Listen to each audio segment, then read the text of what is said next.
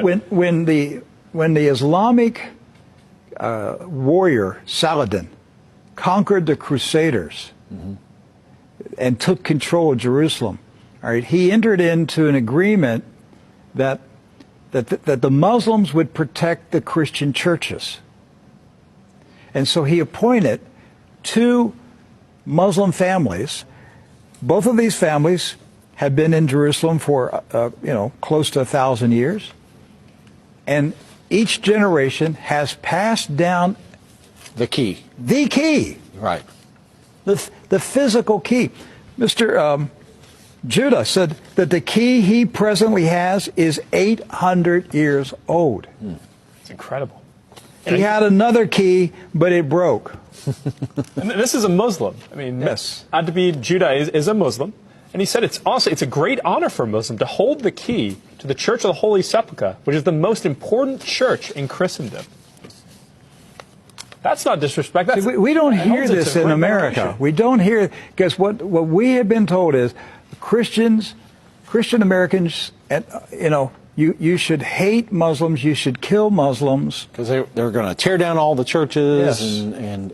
and basically just ransack them and everything else. But here we have two families that for nearly 1,000 years have actually been watching over Christian churches. That's right. So who planted into our minds here in America that we should hate and kill Muslims? Who planted that thought in our head? Because it came into our society after 9/11. That's correct. So 9/11 was a calculated, planned operation, and it changed everything in our country.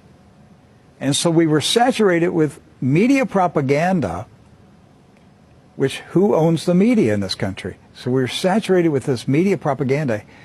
You Americans, you need to hate Muslims. You need to go to war. You need to send your sons to go kill Muslims. All right? And yet, when you go to the Middle East, you find out that the Muslims, like Christians, are taking care of Christian churches. Yes. Do not hold animosity against Christians or Americans, except in the case where Americans are pushing for war in their countries or trying to take their land. So they've lived together. They've lived together for centuries and centuries. Jews, Christians, and Muslims have lived together for centuries. They were buying and selling. They were trading. They were doing business together. They were building houses next door to each other for centuries. And it didn't change until the Zionists came. Now, see, you say, wait a minute, I thought Zionists are Jews. Not all Jews are Zionists. And not all Zionists are Jews. Right.